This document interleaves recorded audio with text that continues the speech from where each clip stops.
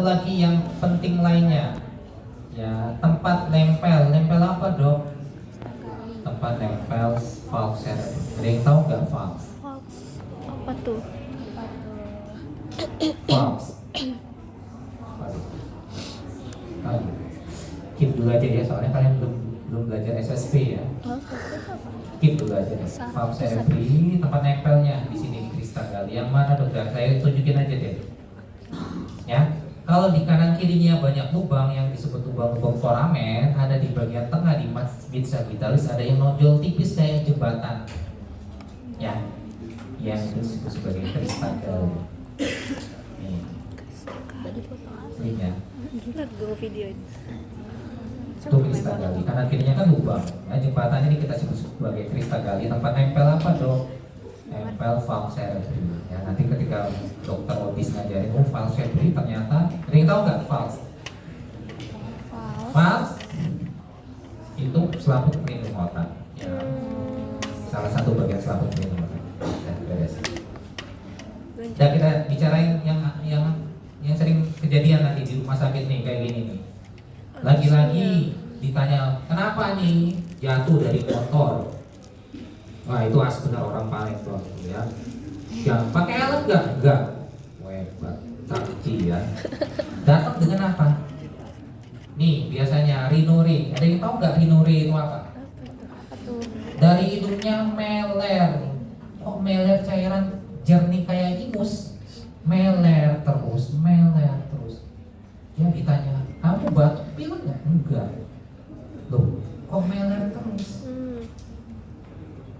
Ternyata punya usut sudah di CT scan, ternyata di sini fraktur patah. Dampaknya apa? Cairan pelindung otak yang disebut sebagai liquor cerebrospinal, biasanya disingkat CSF ya, ini cairan pelindung otak bocor. Bocornya ngalir lewat sini, wah lewat hidung meler terus. Ini ya. Kenapa ini? Ya karena tulangnya punya banyak lubang, dia rapuh, kebentur, kegencet, dia patah. Ya, cairan otak rembes lewat sini. Nah itu yang biasanya kejadian. Ya, jadi kalau kalian ketemu orang jatuh, kepalanya kebentur, bagian hidungnya kebentur, dan kalian lihat di antara darah-darah kok ada cairan jernih yang ngalir, curiga ada fraktur di sini dan harus cepat-cepat UGD. Ini kondisi urgent. Kenapa? Kalau cairan pelindung otaknya habis, bahaya ya, dia bisa hernia, bisa ketarik turun ke bawah, batang otak gencet, keluarnya nanti dia fatal dalam beberapa waktu, dia bisa meninggal. Makanya kalau lihat yang kayak gini, kok ingusan terus habis jatuh, curiga ada yang patah di sini. Nah, kemudian kita lihat apalagi yang biasa kejadian.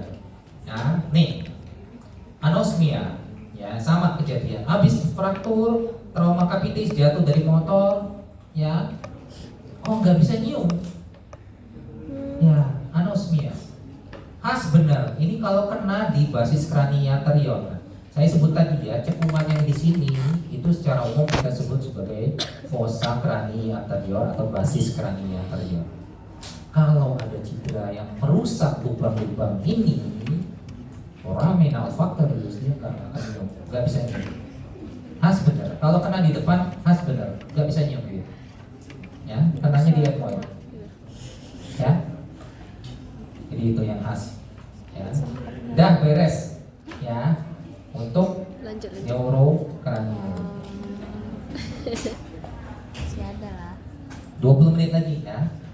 20 menit lagi kita selesai. Nah, kita lanjutin sekarang tulang-tulang muka. Ya, yang pertama adalah os maxilla.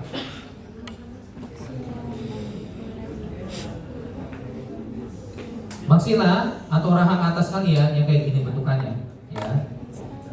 Jangan sampai nggak tahu ya, tolong diingat benar. Nanti saya tanya, tunjukin maksilah kalian, nunjukinnya yang lain. Jangan salah ya, pipi kalian nih. Pipi kalian itu ada 2 tulang. Satu maksilah, satu zigomatikum. Ya, Jadi kalau kalian tunjukin maksila, kalian nunjuk pipi ya, yang tunjuk dua tulang, bukan cuma maksila. Maksila yang ini di depan nih, tunjukin aja deh di sini. Os maksila, dan yang bentuk piramid kayak gini nih os maksila. Ziggomatic. Apa yang pentingnya? Ada beberapa poin penting dari maksila. Yang pertama adalah palatum burung. Palatum ada yang tahu nggak apa artinya? Langit. Ada yang pernah lihat? Sumbing langit-langit? Ada ya. Jadi sumbing itu bukan cuma di bibir, ya.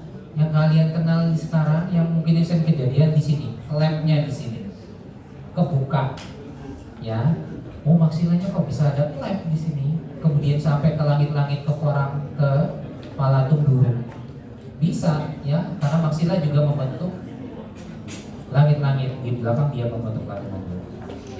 Ada yang tahu nggak kenapa kok bisa sumbing? Tuh. Biasanya kenapa tuh? Biasanya kenapa? Biasanya ada kelainan. Kelainannya apa? Penyatuan. Kalian lihat nih maksila nih, lihat ya. Di sini ada apa? Sutra. Normalnya kayak gini. Tapi ada yang mengganggu dia nyatu. Siapa yang ganggunya biasanya? Yang ganggu ya biasanya yang dari luar. Infeksi apa dok yang bisa mempengaruhi perkembangan janin? TORCH bisa, toxoplasma bisa, atau makan sembarang obat. Itulah ibu hamil nggak boleh sembarangan makan obat. Ya. Kenapa ya? Macam-macam tidak bisa diperkirakan. Apalagi trimester pertama yang ini nggak nempel nih, kanan kirinya nggak nempel, kebuka. Bibir sumbing. Kalau dia sampai ke belakang, misalnya ya sumbing langit-langit, palatum durungnya nggak nyatu. Ya sama palatum durung kanan kiri nyatu di tengah. Ya, itu yang sering kita lihat. Kemudian apa yang penting dari maksila? Ada sinus maksilaris, tadi sudah saya sebutin. Di sini ada ruang kosong sinus maksila. Ya. Kemudian yang terakhir adalah foramen infraorbitalis juga yang penting di sini. Lubang kecil. Yang lain apa lagi dok? Nah kita lihat ya aspek pentingnya. Sinus maksilaris merupakan sinus yang paling sering mengalami sinusitis. Yang di sini yang paling sering mengalami sinusitis. Ya. Batuk pilek jangan dianggap remeh, ya. Sakit gigi jangan dianggap remeh karena bisa nyebar ke sinus. Ya. Sinus ini berabe kalau sudah infeksinya, nyembuhinnya susah. Ya sisip bikin operasi. Ya. Harus dibongkar. Kenapa? Ya posisi lubangnya ada di dalam tulang. Ya ada tempat keluar nggak dok? Ada kecil. Di mana? Di telinga, di rongga, di sini di kontra media, di dekat kontra media. Saluran keluarnya di sini. Anjir, tuh Harif. Kalau ini nanah semua, PPDS kemarin tuh. gimana cara beresinnya? Infeksi sampai ini penuh nanah. Tahu nggak diapain? Rame dah. Kok udah rame tuh dimatikan ya ininya? Mana ada gambaran? Oh enggak. Mana gambarannya tadi? Anjay, sanksi. Nah nih, Pecat-pecat. Beneran. ini sinus maksilaris nanah semua. Mau diapain jadi? Wah, bukan main baunya. Ya ini nyium apa yang Nggak ada bau komen, yang Jir. nyium nanah yang punya ini? Baru dah. Ya, 2 hari yang lalu. ini mau keluar susah. Jadi gimana caranya dok? Ya Kan dibongkar, ada komen. Ada dioperasi. Dinding mana yang dirobohin dok? Di depan, di medial atau di mana? Nanti kuliah hati-hati ya dok. Blok 14 atau blok berapa teknik operasi dari sinusitis maksila. Intinya apa? Kita bongkar dinding-dindingnya supaya nananya kita bersihin, kita sedot. Itu poin penting dari os maksila. Ya, itu yang paling sering sinus maksilaris sering mengalami infeksi. Sama satu lagi nih ya, yang sakit gigi cepat berobat. Kenapa jangan dibiarin yang terutama yang gigi atas ya? Karena sering nyebar ke dalam. Itu yang paling sering kejadian. Usut-usut kenapa sampai sinusitis? Dia punya lubang gigi atasnya nggak berobat. Infeksinya nyebar ke dalam.